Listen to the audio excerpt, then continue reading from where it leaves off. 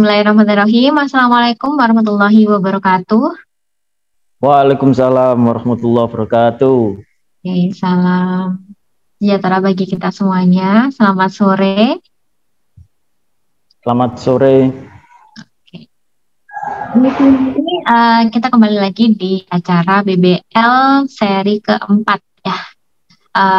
Sebelum kita menginjak ke acara intinya, jadi supaya kita lebih enak lagi dalam pendalaman materi, kemudian dalam ngobrolnya juga lebih enak, perkenalkan dulu saya di sini Nadia akan membawakan acara ya pada hari ini, di mana kita juga ada bintang tamu yang keren banget dan akan membahas ya tentang isu resesi. Oke, sebelum itu saya akan mengenalkan dulu ke para peserta yang sudah hadir di sini. Apa sih BBL itu? Oke, jadi BBL ini adalah kepanjangan dari Belajar Bareng Lencana, Lentera Wacana ya. Nah, acara Belajar Bareng Lencana ini adalah webinar series dari Lentera Wacana.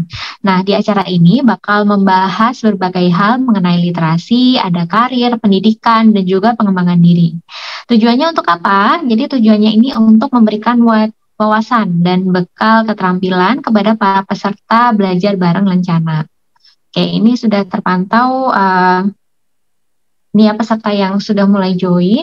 Ini kita sambil ngobrol-ngobrol dulu ya, kasih kesempatan mereka untuk gabung. Untuk Lentera Wacana sendiri, ini adalah sebuah platform berbagi dan belajar bersama bagi seluruh masyarakat Indonesia, khususnya anak muda. Nah, ini siapa yang belum follow Instagramnya? Silakan bisa di-follow supaya nanti bisa update ya tentang BBL yang terbaru, isunya tentang apa. Oke, jadi di Lentera Wacana ini juga membahas, konten-kontennya itu juga membahas tentang literasi, ada karir, pendidikan, dan juga pengembangan diri. Oke. Di BBL ini juga bakal ngadain berbagai event dan konten yang dibagikan melalui media digital ya. Di Lentera Wacana ini juga ingin agar masyarakat Indonesia ini memiliki wawasan dan keterampilan yang lebih terkait literasi karir, pendidikan, dan juga pengembangan diri. Oke. Karena waktu juga terus berjalan sambil kita menunggu peserta yang lain, saya akan memperkenalkan di sini ada narasumber kita. Dia adalah seorang financial speaker, namanya adalah Rama Wijaya. Oke, kasih aplaus dulu. Silakan menunjukkan wajahnya Mas Rama. Oke. Terima kasih. Selamat Iya, sore teman-teman. sore. Bisa di spotlight juga ya, ini biar kelihatan semuanya.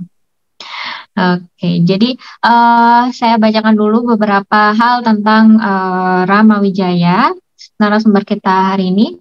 Domisili Surabaya, kemudian dia juga backgroundnya ini di lulusan STID Al-Hadi Surabaya. Dia juga sekarang disibukkan dengan sebagai RFP Minty, kemudian dia juga ada podcast ya, podcast tentang literasi di masalah keuangan finansial, kemudian dia juga aktif dalam forum diskusi dan juga sebagai speaker di berbagai acara di financial literacy speaker. I'm sorry.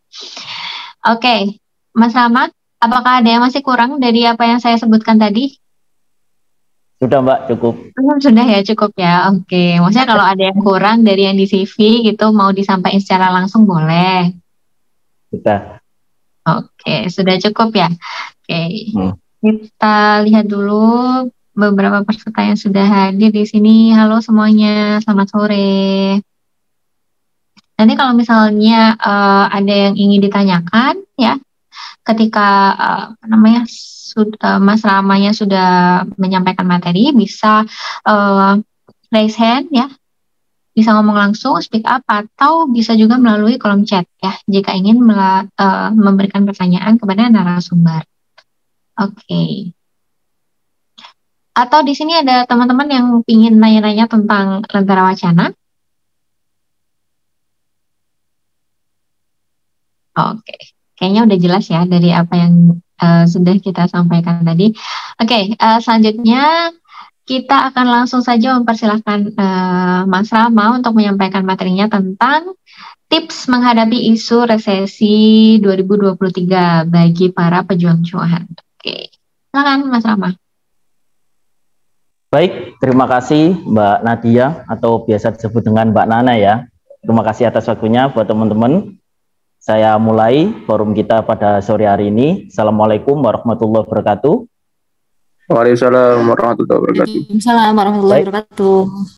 Baik teman-teman, selamat sore dan terima kasih atas kehadirannya pada sore hari ini teman-teman ya. Di tengah kesibukannya masing-masing, barangkali dengan kondisi-kondisi cuaca yang tidak stabil seperti ini ya, banyak orang yang tumbang, banyak orang jatuh sakit, apalagi saat kita lagi scroll Instagram melihat situasi-situasi yang berhubungan dengan resesi itu malah bikin sakit kepala ya, jadi nggak malah sehat, malah bikin sakit kepala. Jadi untuk tahun depan ini cukup was-was juga, ini nanti seperti apa, tapi tenang teman-teman, semua bisa dihadapi ya, sesuai dengan judul saya. Di sini saya menuliskan judul merencanakan keuangan untuk menghadapi tantangan. Sebenarnya menghadapi tantangan, makna di sini adalah menghadapi situasi apapun. Itu seperti itu teman-teman. Jadi barangkali yang belum tahu saya, perkenalkan saya Rama. Di sini saya memang sebagai seorang financial speaker ya, financial literacy speaker yang beberapa momen saya sering jadi seorang pembicara untuk mengisi tentang literasi keuangan. Jadi ceritanya saya di sini itu langsung di direct message sama salah satu ownernya Lentera Wacana ya. Ram, kamu bisa mengisi ini, wah. Pendekatannya itu sudah kayak cewek ya, tapi langsung di direct, nggak pakai kemasan apapun. Akhirnya saya bisa jadi pembicara di sini, itu seperti itu. Baik teman-teman, tema yang akan saya angkat ada beberapa poin ya, tentang bagaimana cara kita menghadapi situasi resesi itu ya, terutama dalam hal kita merencanakan keuangan. Baik, bisa next slide. Admin. Nah, ada beberapa poin yang akan saya sampaikan terkait materi saya pada sore hari ini. Yang pertama nanti saya akan menyampaikan gejolak dan dinamika situasi ekonomi yang ada di Indonesia. Lalu yang kedua, resesi ekonomi itu seperti apa sebenarnya ya. Kemudian yang ketiga adalah korelasi dengan rencana keuangan. Jadi apa hubungannya resesi ekonomi dengan rencana keuangan kita? Itu seperti itu. Lalu yang keempat, ada kondisi ekonomi yang harus dipenuhi. Jadi setelah menghadapi situasi demikian, apa yang harus kita penuhi? Maksudnya kondisi ekonomi itu hal-hal ekonomis, hal-hal keuangan dan ekonomis yang terikat pada diri kita. Ya, itu apa saja. Lalu yang kelima, how to solve ya, bagaimana cara kita mengatasinya. Lalu yang keenam, tinjauan SPK. Ini sebenarnya konsep tentang perencanaan keuangan ya, nanti seperti apa solusinya. Lalu yang ketujuh adalah konsep dana darurat dan nanti saya jelaskan bagaimana kita menyiapkan situasinya, karena resesi ini sebenarnya adalah situasi darurat lah, bagaimana cara kita bisa menyiapkan itu, seperti itu. Lalu yang kedelapan adalah struktur keuangan pribadi lah. Struktur keuangan pribadi itu lebih ke arah bagaimana nanti kita menghubungkannya dengan kondisi keuangan kita secara pribadi. Baik, bisa next slide. Baik teman-teman, yang pertama gejolak dan dinamika perubahan-perubahan situasi ekonomi di Indonesia. Jadi teman-teman, dalam proses ini bisa langsung next slide semua, nggak apa-apa mas. Nah, Indonesia mengalami beberapa perubahan ekonomi ya teman-teman. Seperti yang kita ketahui dari tahun 2019 hingga sekarang, ada beberapa fase ekonomi yang kita hadapi ya. Dan semua orang tidak ada yang mengetahui fase ini telah benar-benar terjadi. Jadi seperti itu.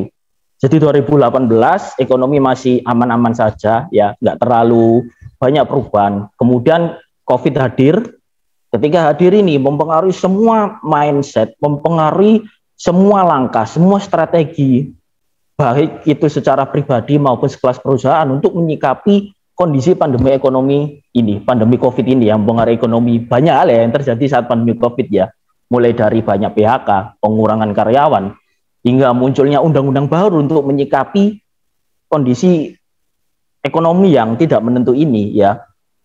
Yang pertama dalam masa pandemi COVID, situasi ekonomi di tahun 2019. Kemudian setelah pandemi COVID, 2 tahun setelah itu di tahun kita berhadapan di tahun 2019, 2020, 2021, itu sudah alhamdulillah ya, sudah mulai ada titik terang. Kita sudah dibolehkan kemana-mana, vaksin sudah ada, kemudian fasilitas-fasilitas umum itu sudah boleh menghadirkan sampai kuota 100%. Itu memberikan sebuah cahaya bagi para penggerak ekonomi, para pelaku usaha, apalagi kita yang bekerja dan bergantung pada situasi ekonomi tertentu. Itu seperti itu. Itu memberikan sebuah solusi. Lalu ketika itu semua terjadi ya, ternyata memang ada fase di mana setelah ini turun, kemudian masa new normal ini dalam masa bangkit ya, ekonomi sudah mulai bangkit, ternyata dihadapkan ini ya, ada apa namanya ya, kemungkinan ya, saya mengatakan adalah sebuah kemungkinan ya, itu terjadi atau enggak lah, itu nanti kita juga belum tahu ya. Itu ke depan, itu ada sebuah nama yang namanya, sebuah masa yang namanya adalah masa resesi atau masa kelesuan ekonomi. Jadi seperti apa sih masa resesi ekonomi itu yang akan terjadi, itu seperti apa? Yang banyak disampaikan oleh influencer, banyak disampaikan oleh beberapa pejabat yang kalau saya memahaminya itu menyampaikan bukan dalam rangka menakut-nakuti, hanya menyampaikan informasi ya teman-teman. Itu seperti apa sih sebenarnya resesi ekonomi itu? Baik, bisa next slide. Nah, resesi ekonomi secara arti teman-teman ya, itu adalah masa kelesuan ekonomi atau pertumbuhan ekonomi negatif selama 2 kuartal, selama 6 bulan. Artinya sederhananya seperti ini.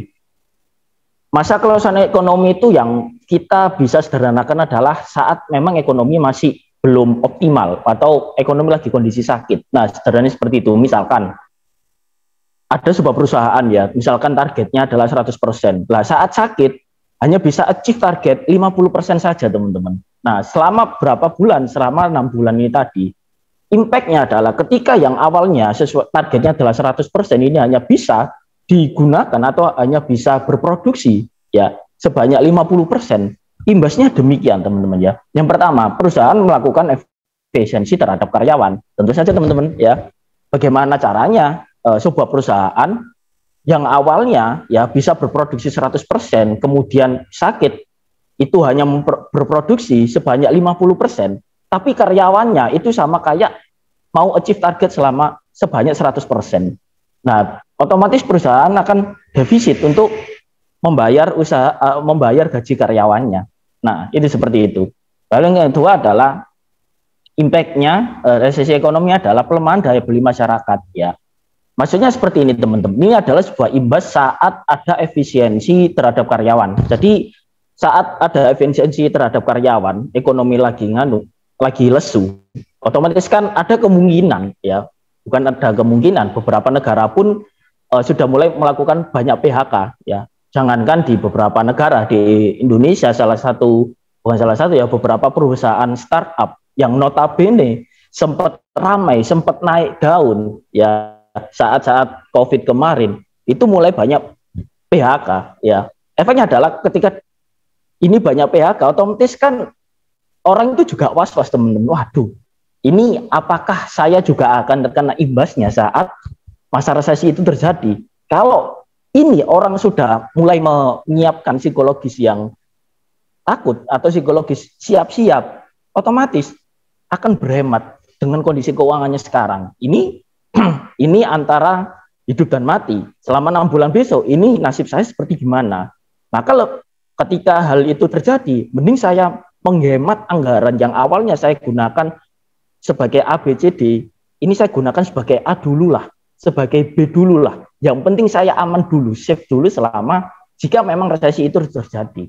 Itu seperti itu. Lalu yang ketiga adalah instrumen investasi akan mengalami penurunan sehingga cenderung memilih bentuk investasi aman, efek dari pelesuan ekonomi.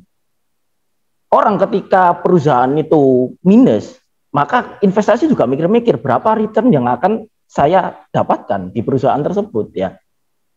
Yang awalnya misalkan dapat return 10%, kalau misalkan perusahaan tidak memunculkan produktivitas yang tinggi, apakah bisa menghasilkan return 10%?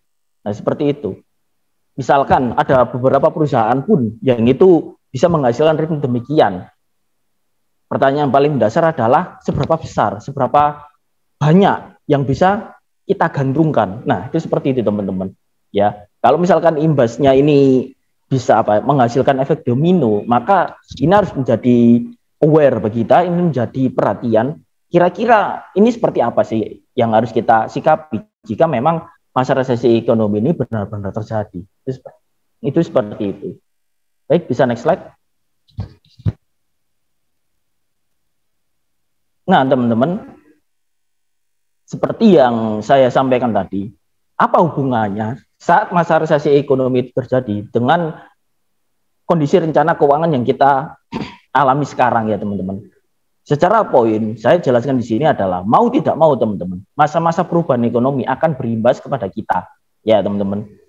Paling kerasa itu adalah saat COVID kemarin terjadi teman-teman ya. Siapa yang juga nggak was-was, tiba-tiba ada banyak pengurangan karyawan ya teman-teman. Banyak pekerjaan yang ada, juga banyak pekerjaan yang tidak ada. Lebih banyak yang tidak adanya. Benar seperti itu ya teman-teman.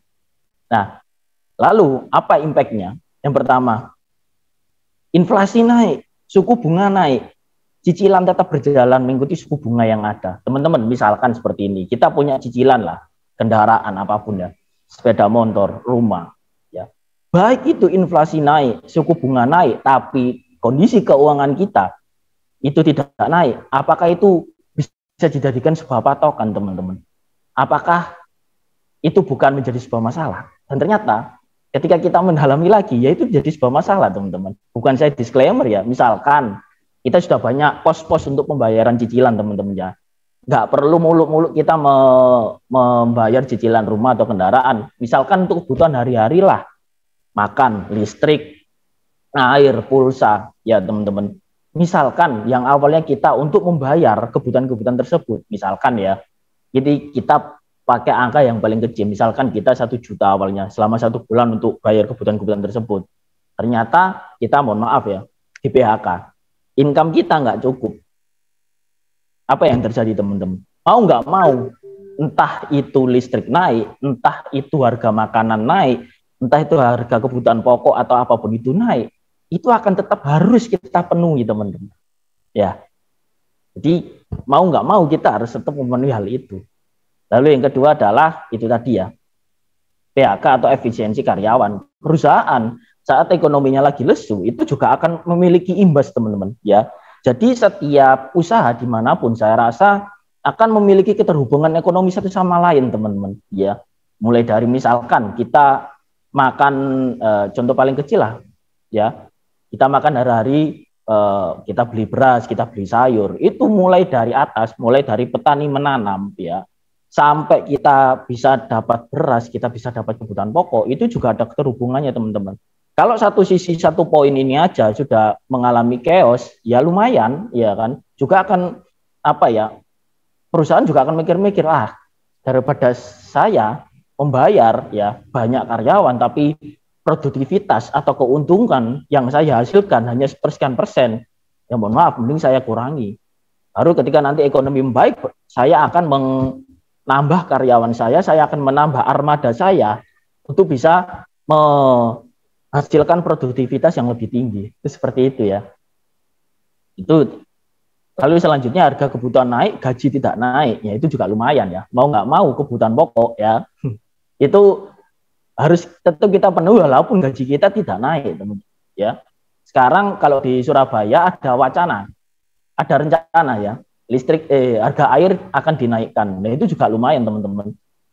Di saat situasi ekonomi ini berhadapan dengan demikian, tapi kalau gaji nggak naik atau tidak ada tambahan income yang lain, itu juga lumayan ya teman-teman. Maksudnya tidak ada shift atau saving uang yang lain, itu juga lumayan. Nah nanti ini seperti apa? Itu seperti itu. Baik, bisa next slide. Nah, teman-teman, seperti yang saya jelaskan tadi di sebelumnya ya, apa keterhubungannya dengan saat kita menghadapi situasi ekonomi yang kita hadapi sekarang ini? Yang poinnya adalah ada beberapa kondisi ekonomi yang harus kita penuhi, teman-teman ya. Yang seperti saya jelaskan tadi, misalkan kita posisinya adalah sebagai pencari nafkah ya, terkena imbas efisiensi perusahaan. Kurang lebih sama teman-teman, kebutuhan hidup, sandang pangan papan lah yang paling minim, yang ada dulu. Harus tetap berjalan teman-teman. Lalu teman-teman, rencana kita sudah punya banyak impian yang sedang berjalan lah. Misalkan kita punya rencana nyicil rumah, kita sudah melakukan tindakan melakukan upaya-upaya untuk menambah pundi-pundi penghasilan, pundi-pundi keuntungan atau uang kita ya, investasi ya. Kemudian itu juga harus berpikir ulang lah. Kalau perusahaan aja seperti ini, itu nanti gimana? Itu seperti itu teman-teman ya. Jadi dalam poin ini itu yang paling penting, kita itu harus menyiapkan dengan hal-hal kemungkinan paling terburuk teman-teman ya, dalam hal perencanaan keuangan. Jadi bukan nanti ada dan tiada kayak hantu, bukan teman-teman. Ini harus ada. Itu seperti itu. Maka di sini saya menuliskan poin investasi banyak instrumen itu berpikir ulang untuk dilanjutkan atau tidak. Karena ya kita menyadari dimanapun high risk high return ya, investasi itu seperti itu. Nah kalau waktu high risk ya alhamdulillah kita bisa untuk nambah-nambah keuntungan, nambah uang kita untuk menghadapi situasi yang tidak ideal. Kalau misalkan kita posisi pada yang paling resiko, yaitu kita tidak bisa menjaminkan hal demikian. Itu seperti itu teman-teman. Impact-nya adalah itu seperti imbasnya kalau resesi terjadi, gaya hidup kita terbatas ya, sudah terbatas, dibatasi pula ya. Biarkan kita nggak bisa lincah untuk mengeluarkan uang-uang kita seperti pada biasanya. Kita terbatas ya. Kemudian karena terbatas, sudah banyak tanggungan, sudah terbentuk ya, tanggungan-tanggungan yang harus kita penuhi. Lama-kelamaan karena banyak tekanan, stres ya. Dan stres kemudian stroke kita posisinya adalah pencari nafkah, atau enggak kita sendirilah yang menafkahi diri kita ya. Wassalam teman-teman, kalau misalkan kita tidak menyikapinya ya, kita tidak menyiapkannya, kalau ini terjadi, efek dominonya pada diri kita adalah terjadi demikian teman-teman. Nah terus apa yang harus kita lakukan? Seperti itu. Baik, bisa next slide. Oke, bagaimana caranya ya? Oke teman-teman, dalam konsep segitiga perencanaan keuangan ya teman-teman, apa sih saat kita mendapatkan uang kita, saat kita sudah punya uang, apa yang harus kita lakukan saat kita menghadapi situasi demikian ya, baik itu resesi ekonomi, baik itu COVID, baik itu apapun bentuknya, kondisi-kondisinya, apa yang harus kita siapkan dulu teman-teman. Yang paling dasar itu adalah seperti analogi kita membangun rumah teman-teman ya. Yang paling dasar kita adalah kebutuhan hidup teman-teman. Itu yang harus kita penuhi, sandang pangan papan, yang penting ada dulu teman-teman. Karena kenapa? Ya bisa dibayangkan kalau kita langsung meloncat naik, ya saat kebutuhan hidup ini kita masih makan aja masih kesulitan, ya uang yang di atasnya itu kita gunakan untuk makan teman-teman. Ya lalu yang selanjutnya adalah proteksi kesehatan yang baik teman-teman. Ya bisa dibayangkan lah, sudah istilahnya itu sudah jatuh tertimpa tangga. Nah itu jangan sampai terjadi teman-teman. Karena ya itu tadi seperti analoginya, stres, stroke, apalagi kita menafkahi diri kita sendiri. Kemudian dana darurat ini harus ada teman-teman, berupa cash, harus ada. Karena apa? Karena darurat kita tidak bisa minta bantuan kepada siapapun, atau tidak bisa mengharapkan secara optimal kepada siapapun teman-teman. Itu seperti itu.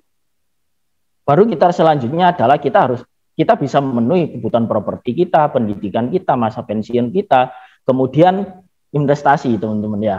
Itu seperti itu. Nah, contohnya seperti ini. Misalkan teman-teman punya rencana untuk menyicil properti atau menyicil rumah. Teman-teman memiliki proteksi kesehatan yang bagus, dana darurat yang cukup. Nah, tiba-tiba teman-teman, yaitu tadi saya jelaskan, stroke. Namanya umur tidak ada yang tahu, teman-teman.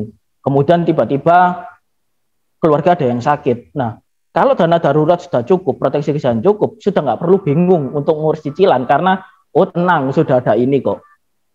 Keluarga yang sakit atau kita yang sakit, atau keluarga tiba-tiba butuh uang, tenang, saya punya tabungan sekian, tenang, saya punya manfaat perawatan kesehatan sekian. Jadi nggak perlu khawatir. Tapi kalau dibalik, bayangkan kalau misalnya kita tidak menyiapkan itu, kita tidak aware akan hal itu, kita sudah banyak cicilan, ternyata saat keluarga butuh apa-apa, dana darurat kita nggak cukup, nggak mau properti kita dijual, rumah kita akan dijual ya teman-teman ya. Kan banyak orang jual rumah itu BU ya, butuh uang. Yaitu memang kondisinya sangat darurat teman-teman. Kalau nggak ada uang itu, ini keluarga nggak bisa hidup. Sama kalau misalkan kita berhadapan pada rencana keuangan kita yang paling penting, ya kita harus penuhi kebutuhan hidup kita, proteksi kita, dana darurat kita teman-teman. Kalau ini sudah kuat, baru kita langsung naik ke tier atau ke tingkatan selanjutnya. Nah itu seperti itu teman-teman. Jadi nggak anjlok, nggak bangun atapnya atau nggak bangun sekunder atau tiangnya. Kita kalau fondasi dasarnya kuat, kita bisa naik ke atas itu bisa enak. Goncangan apapun, rumah kita itu bisa aman. Itu seperti itu teman-teman. Baik, bisa next slide. Nah, ini yang paling penting teman-teman. Jika fondasi dasar tidak kuat, alamiahnya manusia akan memenuhi fondasi dasar tersebut. Maksudnya apa teman-teman? Seperti dalam konstruk atau konsep perencanaan segitiga keuangan. Kalau misalkan terburu-buru untuk naik ke sekunder, naik ke tersier ya, fondasi dasar keuangannya itu belum kuat, ya mau nggak mau itu harus nanti akan dikorbankan untuk apa ya, memenuhi fondasi dasarnya teman-teman. Tapi kalau misalkan kita sedari awal ya, aware fondasi dasar kita sudah cukup, kita sudah kuat, kita sudah apa ya, mengkalkulasi sesuai dengan perhitungan yang matang, nggak perlu khawatir untuk naik ke kebutuhan sekunder teman-teman. Itu seperti itu. Maka di sini saya menyebutkan apapun bentuk pengelolaan keuangan teman-teman yang teman-teman lakukan sekarang ya, nabung, instrumen investasi, atau teman-teman berbisnis, pemodal atau apa ya yang kasih investasi itu tadi ya, atau arisan. Jika teman-teman aware ternyata wah saya nabung, saya investasi untuk saya makan hari-hari. Nah, itu berarti untuk kebutuhan itu teman-teman. Belum untuk dikatakan sebagai hal yang benar-benar investasi. Kemudian, saya nanti beli mobil lah. Menarik. Saya gunakan nanti bekerja, saya gunakan untuk pekerjaan, dan nanti gunakan untuk kebutuhan hidup hari-hari. Berarti untuk kebutuhan hidup hari-hari, teman-teman. Ya, jadi harus aware ternyata apa yang kita lakukan jika memang tujuannya masih fondasi dasar keuangan, ya berarti teman-teman belum selesai dalam fase itu, dan itu harus aware. Karena kalau nggak aware teman-teman, seberapa banyak orang yang bisa kita andalkan? Apa nggak lebih baik kita bisa mandiri untuk menyiapkan keuangan kita sendiri? Itu seperti itu, ya kan? Kalau itu kita sudah aware, kita bisa mandiri untuk naik ke atas, kita nggak kesusahan teman-teman. Itu seperti itu. Jadi bisa next slide. Nah, salah satu hal dalam situasi ekonomi yang tidak serba tidak serba ideal seperti ini teman-teman ya. Mau nggak mau, ini yang saya namakan adalah kondisi darurat teman-teman ya. Apa sih sebenarnya kondisi darurat? Kondisi darurat itu memang kita sudah nggak bisa ngapa-ngapain lagi. Kalau misalkan kita hanya kondisi darurat ya, cuma misalkan ya nyicil HP atau HP hilang, laptop rusak, itu masih bisa lah kita achieve gitu loh, masih bisa kita upayakan teman-teman. Tapi kalau misalkan kondisi itu berhubungan dengan yang tidak bisa kita upayakan, kita harus mandiri, itu seperti gimana? Nah, teman-teman, dana darurat ya yang kita siapkan saat menghadapi situasi tersebut yang harus ada, itu ada dua besaran teman-teman. Yang pertama adalah yang di sisi kiri, yang warna biru ini ya, warna biru muda, mengganti penghasilan yang hilang karena kehilangan pekerjaan atau usaha teman-teman. Jadi misalkan ya tiba-tiba kita kehilangan pekerjaan, kita harus siap uang cash. Maka di sini saya tulis uang cash atau tabungan. Minimal 12 kali pengeluaran bulanan ya. 12 kali pengeluaran bulanan itu sama halnya 12 bulan atau selama 1 tahun. Kalau resesi 6 bulan ya setidaknya seminim-minimnya lah kita bisa saving uang untuk kebutuhan hidup hari-hari itu selama 6 bulan teman-teman. Sambil survive, sambil kita cari pekerjaan yang lain, sambil kita menemukan solusi-solusi terbaru untuk menggantikan pekerjaan kita teman-teman. Lalu yang kedua, ini yang harus kita sadari teman-teman, adalah mengganti penghasilan yang hilang karena kehilangan kemampuan bekerja karena sakit. Seperti yang saya jelaskan tadi, pencari nafkah atau teman-teman yang menafkahi diri kita, ya, tekanan pekerjaan, stres, stroke. Orang stroke sudah nggak bisa kerja lagi teman-teman. Tetapi kebutuhan hidup hari-hari harus dipenuhi, ya teman-teman ya. Stroke, jantung, apapun bentuknya, ya penyakit-penyakit yang memang kita tidak bisa bekerja lagi, mau nggak mau, itu kebutuhan hidup harus terpenuhi. Nah, apa yang harus kita siapkan? Minimal 120 kali pengeluaran bulanan atau 12 kali 10 tahun ya teman-teman. Kenapa 10 tahun? Itu lebih ke arah bagaimana cara kita menyiapkan psikologis, kemudian kita bisa mengembangkan bisnis kita selama 5 tahun pertama, 5 tahun kemudian. Sederhananya seperti itu. Jadi bisnis yang progress up, berkembang, kemudian bisnis saat naik. Itu hitung-hitungannya demikian, teman-teman. Next. Nah, apa yang harus kita siapkan saat kita punya uang pertama kali, teman-teman? Ya, presentasinya adalah seperti kita barangkali yang cowok-cowok suka main sepak bola ya. Formasinya adalah 4-3-3, teman-teman ya. 40, 30, 30%, teman-teman. Jadi saat teman-teman ada uang, itu enggak sepenuhnya ya kita gunakan untuk satu posisi atau satu tempat aja, enggak teman-teman. Kita bagi. Karena kalau sepenuhnya dengan alasan apapun tuh, yang kita atur aja teman-teman, ya itu kadang bleset. Apalagi kita tidak mengaturnya, harus kita aware, harus kita sisihkan seperti itu. Nah, kalau misalkan nggak cukup, kita tambah teman-teman ya. Soalnya kalau misalkan tidak kita atur, ya bayangkan kalau 100% untuk kebutuhan hidup, ya siap-siap aja. Saat dana darurat nggak ada, saat kita terjadi resiko untuk kesehatan nggak ada, saat uang cash nggak ada, saat kita di PHK nggak ada, ya wassalam teman-teman. Seperti ini teman-teman yang harus kita siapkan ya. 40% untuk kebutuhan hidup kita, lalu yang 30% untuk yang proteksi kesehatan dan dana darurat, yang proteksi income, yang sebelah kanan teman-teman ya, yang 120 kali pengeluaran bulanan. Itu teman-teman ya, saat kita sudah nggak bisa bekerja lagi, kita harus menyiapkan itu. Lalu yang selanjutnya, kalau semua itu sudah ada pos-posnya, baru teman-teman naik ke dana darurat tabungan, uang cash, dan PHK. Nah, lu Mas, gimana caranya kalau semua ini kita gunakan hanya untuk kebutuhan dasar saja? Bagaimana cara kita untuk naik layer? Yang bisa kita ubah untuk naik layer adalah yang paling bawah ini teman-teman, yang 30%. Ya, yang dana darurat 30%, yang tabungan uang cash dan PHK ini tadi. Kalau misalkan tabungan uang cash kita sudah selama 12 kali pengeluaran kita, sudah oke, sudah cukup, baru itu nanti bisa naik teman-teman. Bisa naik ke properti, ke pendidikan, ke pensiun, baru naik ke investasi teman-teman. Itu yang bisa kita ubah. Ya, bukan berarti hanya pondasi dasar kita yang harus kita penuhi. Ya, itu bagian. Tapi bagaimana cara saat kita bisa moving, ukurannya, parameternya kita bisa moving untuk bisa naik selanjutnya 30% ini tadi teman-teman. Jadi selama 70% ini tadi itu tidak di-OT, yang 30% baru kita bisa moving, kita pindah. Nah, itu seperti itu. Baru ketika itu semua sudah oke, nah barulah teman-teman bisa mencapai ketenangan berpikir saat teman-teman bisa mengalokasikan atau merencanakan keuangan pribadinya teman-teman. Itu seperti itu. Baik, bisa next slide.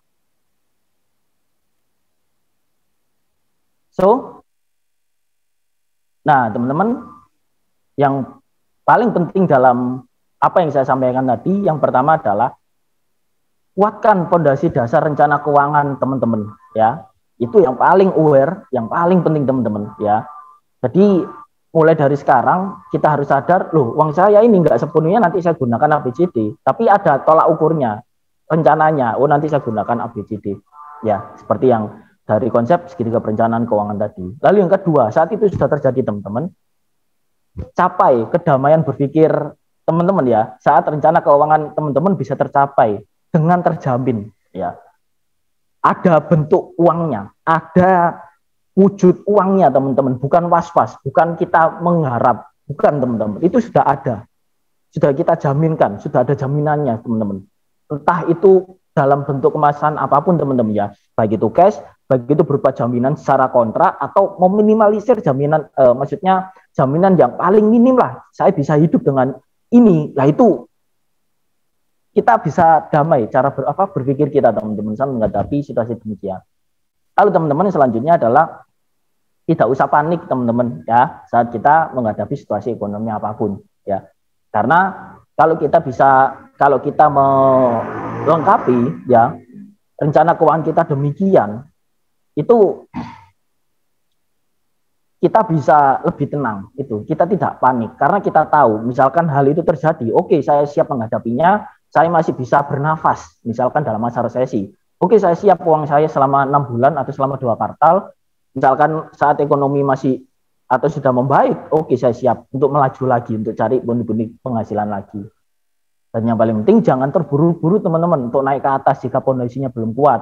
Atau yang saya tekankan tadi, kalau naik ke atas kemudian tujuan atau orientasinya adalah untuk yang paling pondasi dasar keuangan kita paling bawah, ya lumayan teman-teman ya nggak apa-apa sih, nggak masalah.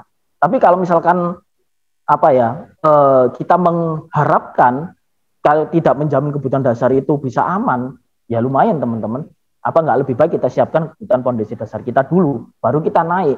Jauh itu lebih aman. Jadi seperti itu. Baik, bisa next slide. Oke, saya rasa cukup teman-teman apa yang saya sampaikan. Semoga bisa memberikan manfaat pada sore hari ini. Baik, silakan. Barangkali ada yang mau kita diskusikan. Oke, terima kasih untuk pemaparan dari materinya, Mas Rama. Oke, jadi menarik sekali ya tentang resesi 2023 ini, dan juga sudah dipancing tadi sedikit tentang ada rasa panik ya. Kemudian juga banyak juga sekarang di konten-konten tuh pada bilang, aduh resesi gitu, harus beli properti nih sekarang gitu, mumpung lagi murah atau gimana. Ini sambil menunggu pertanyaan ya, kita bahas-bahas sedikit. Itu emang gimana? Katanya properti lagi murah nih kalau resesi. Itu memang betul apa bagaimana? Sebenarnya kalau dalam masa-masa ekonomi Mbak ya, misalkan jangankan kita menunggu resesi, saat pandemi COVID kemarin aja itu mulai banyak gebyar. Saya membahasakan ada ya gebyar ekonomi, gebyar properti. Karena apa? Banyak penawaran-penawaran terkait harga properti yang di bawah pasaran, harganya yang sangat-sangat murah, waktu-waktunya murah. Nah, itu seperti itu. Yang terpenting adalah saat kita menghadapi situasi demikian, itu sebenarnya yang paling saya tekankan di sini, kita aware aja sih Mbak. Jadi misalkan kalau kita, mohon maaf ya, analoginya adalah kita lihat cewek cantik gitu kan, kita langsung tergiur, tenang, kita sadar dulu situasinya ini seperti apa, lagi nggak ideal. Nah, apa yang kita harus hadapi saat menghadapi situasi demikian, kita harus aware. Monggo atau silakan teman-teman mau beli apapun, tapi dipenuhi dulu kebutuhan fondasi dasarnya, dikuati dulu dengan persentase yang demikian. Kalau itu sudah aman, teman-teman sudah tenang, sudah menjamin itu semua sudah aman, baru naik. Nah, kalau itu sudah naik, wah itu teman-teman bisa lincah. Itu seperti itu untuk bisa melanjutkan perencanaan keuangan teman-teman untuk selanjutnya. Itu seperti itu, Mbak. Jadi emang karena ini kondisinya resesi, lesu, nggak ada kayak daya belinya juga kurang. Jadi untuk menaikkan kembali daya beli masyarakat terhadap suatu barang itu dengan kasih murah ya, ini juga harga properti. Kemudian juga tawaran-tawaran investasi juga mulai meningkat ya. Gitu. Betul. Oke. Dari audiens nih, apakah ada yang ingin ditanyakan? Silakan, jangan malu-malu.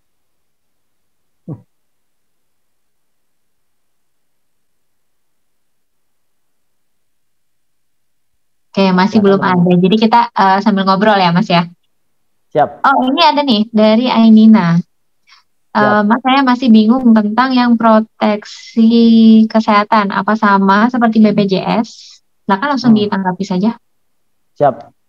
Kurang lebih sama, Mbak. Jadi yang paling penting adalah kita siap menyiapkan rencana kesehatan kita secara baik. Itu yang paling penting lah, yang bisa memberikan kedamaian berpikir kita.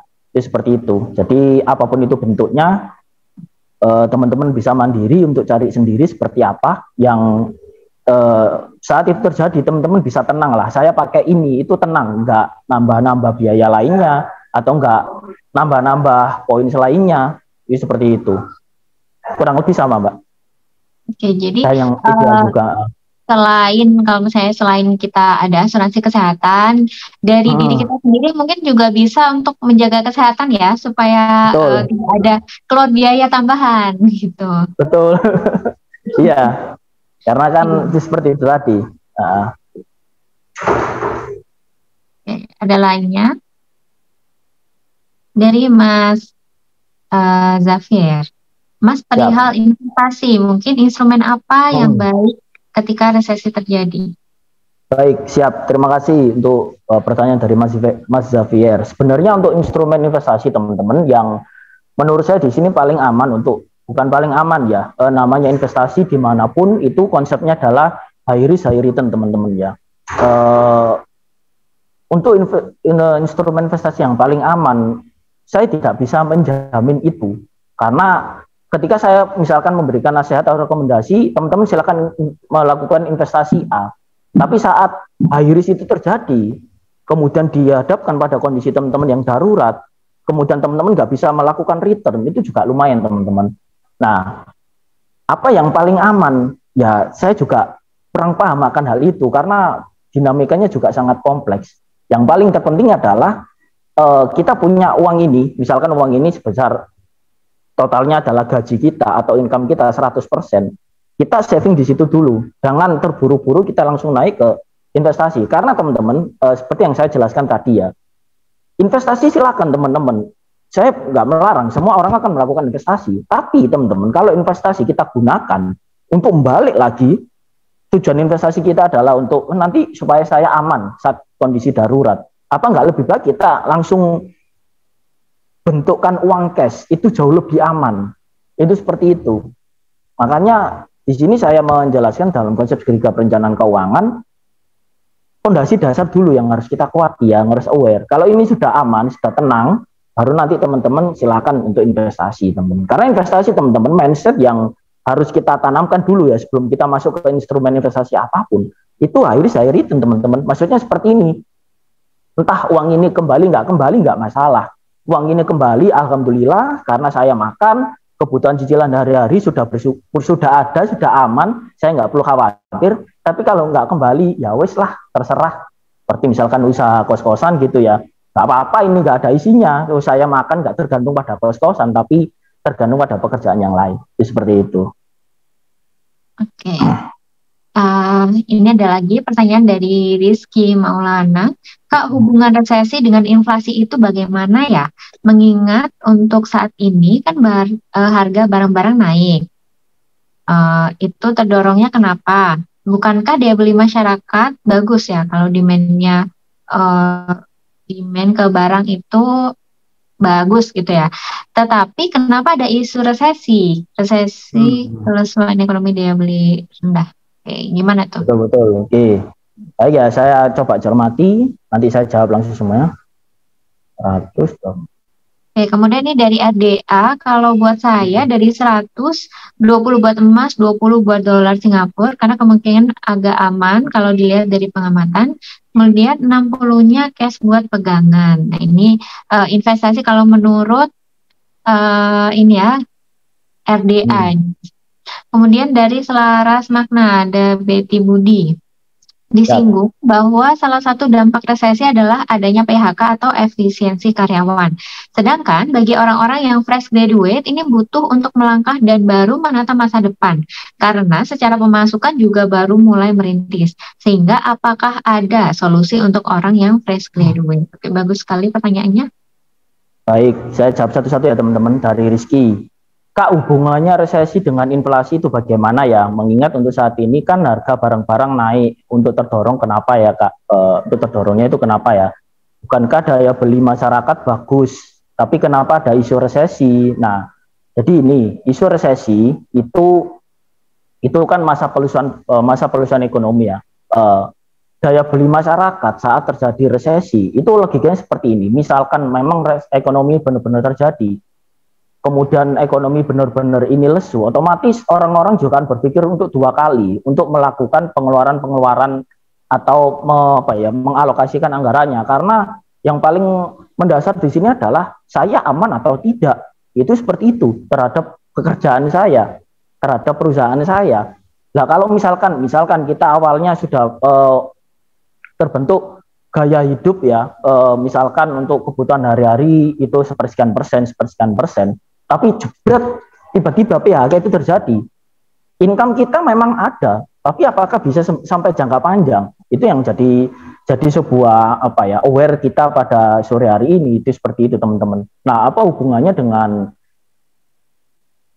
inflasi? Nah, itu sebenarnya yang paling sederhana adalah inflasi setiap tahun itu akan ada kenaikan harga teman-teman. Baik itu bentuk apapun itu bentuknya, baik itu dalam konsep teori ekonomi, kalau jumlah orangnya banyak ya, kemudian kondisi ekonomi masih lesu, ya mau nggak mau harga jualnya juga akan mempengaruhi teman-teman. Yang paling penting di sini adalah ya coba saya sederhanakan ya. Setiap tahun, setiap momen itu akan ada kenaikan inflasi, ada cicilan akan tetap berjalan, suku bunga akan tetap berjalan. Poin pentingnya itu. Ya. Kenapa ada sampai itu ada isu resesi? Sebenarnya itu adalah apa ya, akibat atau dampak dari ekonomi terjadi, itu seperti itu. Apakah ini benar-benar terjadi? Ya kita belum tahu akan hal itu. Tapi yang terpenting adalah jikalau memang itu benar-benar terjadi, apa yang harus kita siapkan? Kita harus siap.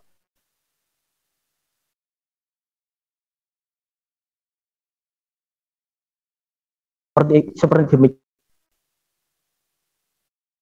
ya, saya akan lain untuk biar saya bisa survive untuk bertahan hidup dulu, itu yang paling penting teman-teman ya, untuk Rizky and Maulana. Dan selanjutnya untuk RDA, kalau buat saya dari 120 buat emas, 20 buat dolar Singapura, karena kemungkinan agak aman kalau dilihat dari pengamatan. 60-nya cash buat pegangan ya, terserah teman-teman ya, itu adalah langkah teman-teman. Tapi yang paling penting teman-teman, saat high risk itu terjadi, teman-teman bisa siapkan fondasi dasar keuangan teman-teman itu sendiri ya. Kalau misalkan teman-teman langsung naik ke dalam proses untuk instrumen, tapi tujuannya adalah nanti returnnya saya gunakan untuk tabungan saya beberapa tahun ke depan, itu berarti bukan buat investasi, itu buat dana pensiun atau buat untuk kebutuhan hidup selanjutnya untuk menghadapi inflasi mungkin. Nah, kalau bagi saya pribadi, nah itu gimana kebutuhan fondasi dasar. Kalau misalkan instrumen yang kita gunakan, salah satu instrumen investasi yang kita kita arahkan pada tujuannya adalah untuk kembali lagi ke fondasi dasar, ya buat apa? Itu seperti itu sih. Jadi lebih baik ada uang cashnya, itu sudah kita alokasikan. Ketimbang misalkan kita saat terjadi situasi darurat, kemudian investasi kita itu nggak dapat untung besar, nggak dapat sesuai dengan ekspektasi, itu malah kita sakit teman-teman ya. Misalkan kayak itu tadi, kita berharap kita investasi tanah lah ya, atau apa, kita investasi apapun bentuknya. Nah, wah nanti rencana 5 tahun 10 tahun ke depan ya, tanah ini akan akan naik nilainya, akan naik harganya. Ternyata sebelahnya lumpur lapindo. Apa bisa kita jual teman-teman ya? Karena dimanapun bentuk investasi, kalau misalkan menghidupi keterhubungan dengan sistem ekonomi apapun, itu akan turun teman-teman, akan mengikuti hukum-hukum investasi itu sendiri, bisa naik bisa turun. Karena investasi itu bukan berdiri sendiri, itu akan terikat dengan hukum-hukum ekonomi makro yang ada di seluruh dunia teman-teman ya. Kok bisa perusahaan ini minus investasinya untung, ya itu kan juga lumayan. Ini dapat untungnya dari mana ya, kita ikut yang aman-aman aja. Jadi ketika itu terjadi ya setidaknya ada uang yang kita pegang, seperti itu. Lalu selanjutnya untuk selaras makna ya, disinggung bahwa salah satu dampak resesi adalah adanya PHK atau efisiensi karyawan. Sedangkan bagi orang-orang yang fresh graduate butuh untuk melangkah dan baru menata masa depan, karena secara pemasukan juga baru mulai merintis. Sehingga apakah ada solusi untuk orang yang fresh graduate? Banyak teman-teman solusi sebenarnya ya. Pekerjaan apapun bentuknya ya. Kalau bagi saya apa solusi yang baik untuk teman-teman fresh graduate?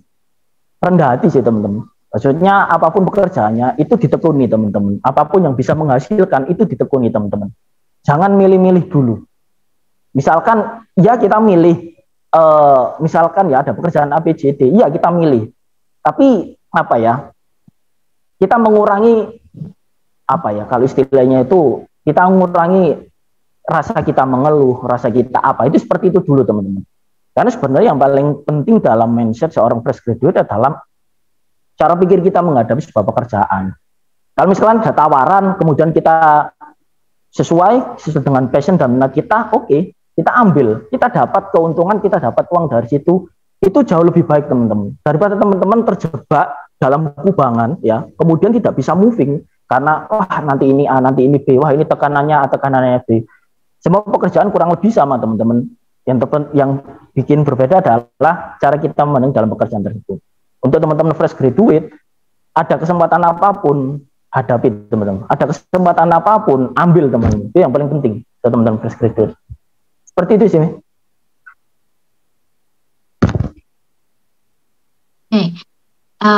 Menarik ya. Ini sudah mulai aktif pertanyaan dari peserta.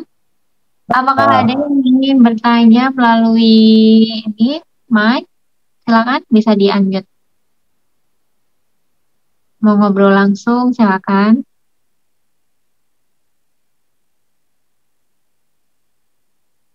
Pada malu-malu kayaknya ini ya. Silakan teman-teman, barangkali dia mau didiskusikan.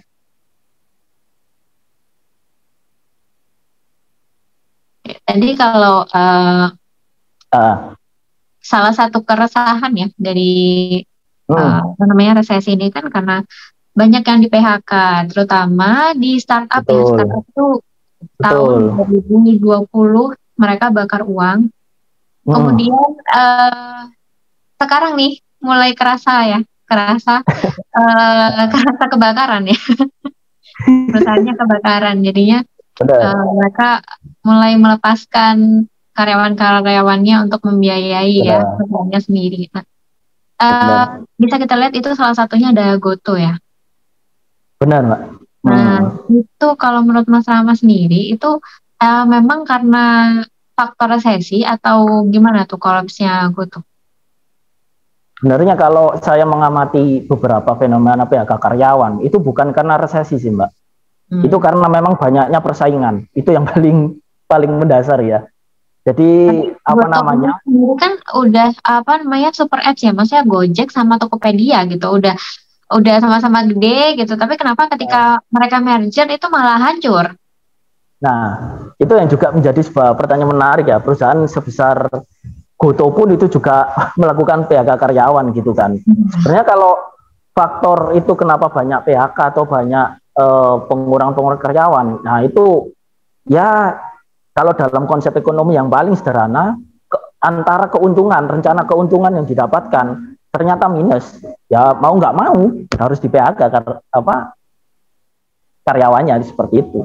Tapi yang paling penting adalah saat kita berhadapan dengan situasi demikian, kan itu kita juga was-was nih, ini nanti seperti apa, ya kita siapkan. Yang paling penting adalah kita siapkan rencana keuangan kita saat moving kita harus jangan kita mulai dari nol, tapi kita harus bisa langsung moving, bisa lebih bisa segera menyelesaikan permasalahan dari pikiran kita langsung bergerak lagi seperti itu, apapun itu bentuknya, supaya kalau dihubungkan dengan konsep rencana keuangan kita, supaya income kita ini iya sih memang akan minus saat itu terjadi, tapi setidak-tidaknya kita sudah melakukan tindakan dan upaya untuk minus ini bisa kembali lagi ke angka 0 atau ke plus 1, plus 2 seperti itu. Menarik sekali tadi kita singgung tentang startup, ternyata ada pertanyaan nih tentang startup di kolom chat. Mau saya bacakan atau Mas Rama sendiri yang baca? Oke, saya bacakan aja nggak apa-apa, Mbak. Kak ingin bertanya lagi, suku bunga BI beberapa kuartal ini dinaikkan terus ya, itu kenapa ya? Apa yang terjadi di ekonomi Indonesia? Yang saya tahu kan kita masih dalam situasi recovery ekonomi karena pandemi. Apakah berarti untuk kuartal sekarang ekonomi Indonesia masih bagus, Kak? Mungkin khusus startup yang memang benar-benar dampak dibanding sektor lainnya ya. Betul. Sebenarnya kalau kita ngomongkan tentang konsep investasi ya, kenapa suku bunga naik, itu sebenarnya yang paling mendasar supaya orang-orang ya yang mengendapkan uangnya di bank itu supaya muter sih. Itu yang paling sederhana ya. Coba saya cermati secara sederhana. Kenapa misalkan pemerintah atau bank mensiasati untuk entah itu menaikkan suku bunga atau menurunkan suku bunga, supaya uang ini bisa ada peredaran di masyarakat. Saat peredaran ini sudah mulai pulih, baru dikatakan ekonomi sudah mulai membaik. Nah, untuk mengukur apakah Indonesia ini ekonominya membaik, saya rasa juga sangat membaik, teman-teman, karena kita masih dibolehkan untuk melakukan kegiatan-kegiatan yang berskala besar. Boleh hadir ke stadion, mall sudah boleh 100%, kita boleh CFD. Nah itu ekonomi sudah mulai membaik teman-teman ya. Yang paling buruk adalah ya itu tadi yang apa ya rada bukan yang paling gelap ya itu ya saat kita dibatasi ya itu lumayan teman-teman. Itu seperti itu. Baik. Ini sampai jam berapa kira-kira Mas? Waktunya? Saya buka satu pertanyaan lagi boleh ya? Boleh, silakan. Oke.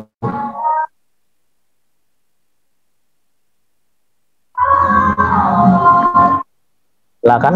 Ada bunyi-bunyi musik ya di outdoor ini. Oke, nggak masalah. Suara saya masuk teman-teman ya? Ya, masih jelas. Siap. Baik, silakan. Satu pertanyaan lagi, yuk jangan disia-sia. Ya.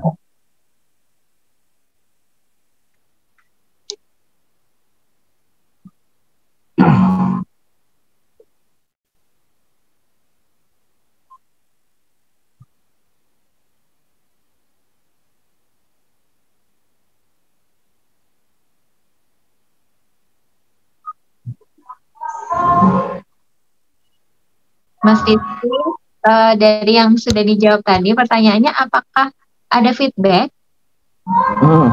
Silakan.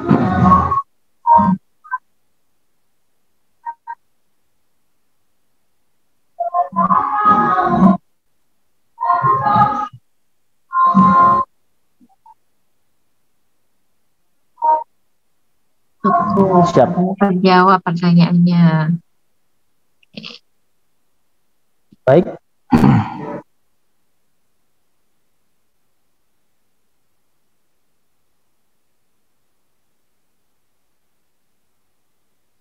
Silakan, barangkali ada yang mau ditanyakan lagi.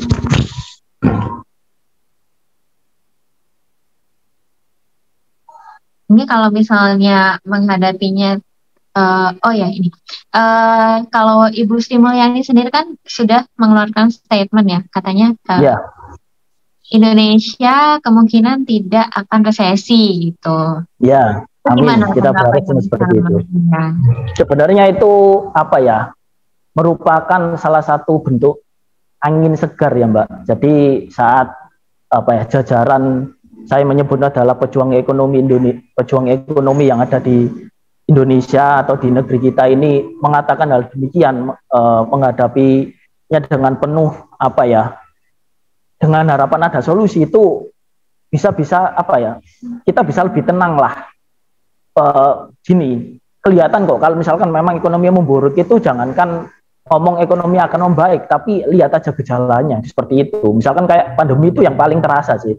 Tapi kalau sekarang kita melihat itu, kita menurut saya pribadi ya itu kita jauh lebih bersyukur lah, karena semua sudah diperbolehkan. Roda perputaran apa ya ekonomi ini kelihatan nampak gitu loh. Kalau di negara-negara Eropa menyebutnya resesi, itu saya coba mengutip beberapa apa ya isi beritanya itu menjelaskan atau mencerminkan, bukan mencerminkan sih, menjelaskan 1-2 perusahaan yang mengalami PHK yang kemudian akan dijelaskan oh ini akan mengalami masa resesi, yang mungkin perusahaan itu akan memiliki keterhubungan dengan sistem ekonomi atau keterhubungan dengan produk-produk perusahaan yang lain. Tapi kalau misalkan itu tidak terjadi, ya itu sebagai bentuk rasa syukur sih. Kalau misalkan memang itu nggak terjadi buat resesi. Yang paling penting adalah kita jangan panik teman-teman, kita tetap tenang. Apa yang kita miliki itu kita syukuri bersama-sama teman-teman, kita optimalkan ya. Pun kalau misalkan itu terjadi, lakukan yang harus teman-teman lakukan. Nah, kalau hubungan dengan kondisi perencanaan keuangan seperti ini, seperti itu saran saya teman-teman. Jadi selama 6 kuartal, kelamaan ya, selama 6 bulan atau selama 2 kuartal, itu teman-teman bisa lebih tenang. Oh oke lah. Tapi yang jadi pertanyaan, misalkan itu terjadi ya, tiba-tiba kemudian apa namanya PHK dan lain sebagainya terjadi. Apa iya selama 1, 2, 3 bulan kita hanya diam aja kemudian untuk mencari nambah-nambah penghasilan keuangan kita? Kan tentu saja tidak. Itu kan kemungkinan terburuk tadi seperti itu. Oke. Suara saya masuk?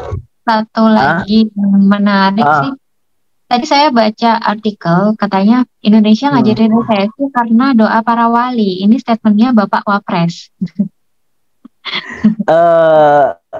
Sebenarnya apapun bentuknya kita sikapinya dengan tenang teman-teman ya, jangan panik. Apapun itu statement yang dikeluarkan, kita ambil sisi positifnya teman-teman ya. Jadi yang paling penting adalah kita harus siap menyongsong masa-masa yang ada di depan kita. Jadi seperti itu. Entah apapun itu bentuk statementnya, kita dukung 100%, yang itu bikin kita tidak panik, yang bikin kita selalu semangat untuk menghadapi situasi yang ada dalam kehidupan kita. Jadi seperti itu teman-teman. Mungkin yang resah ini para fresh grade ya. Tadi saya juga ini sih sempat kayak mikirin, memang kalau masa-masa seperti ini, apalagi pandemi kemarin ya, cari kerja susah gitu karena banyak yang di PHK. Kemudian ketika udah membaik itu mulai ditarik lagi kan, mulai buka lagi gitu, jadi mulai membaik. Kemudian sekarang ini ada isu dan ketegangan ya, beberapa negara gitu yang mulai ada ketegangan dari segi politiknya, kemudian juga berimbas kepada resesi gitu. Nah, itu mungkin juga faktor ya, tapi jangan panik, tenang. Benar. Saya gini teman-teman, yang difikirkan itu kita tidak hanya masalah pribadi. Pemilik perusahaan juga akan berpikir ulang teman-teman, karena ya siapa yang mau sih keuntungannya cuma 50%. Pasti sebagai pemilik perusahaan saya harus mendapatkan keuntungan sebesar-besarnya. Dengan cara apa? Hukum-hukum ekonominya ya saya merekrut banyak karyawan. Itu bukan masalah pribadi, itu masalah bersama teman-teman. Tapi kita bersyukurnya adalah kepada Allah, kepada Tuhan.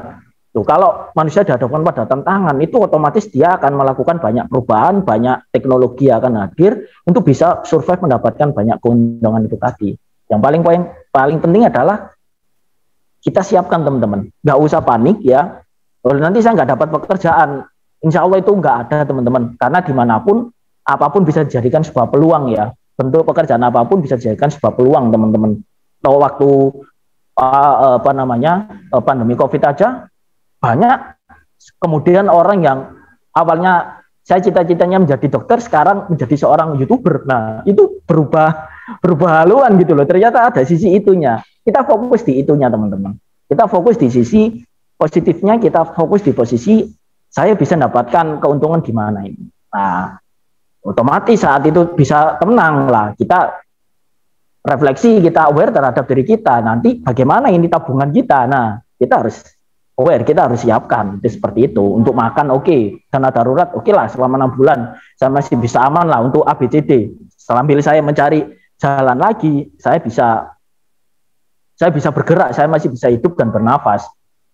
Waduh, ini kalau saya stres saya bisa sakit ini. Wah, gimana ini? Saya ini mencari nafkah sendiri, atau mungkin saya juga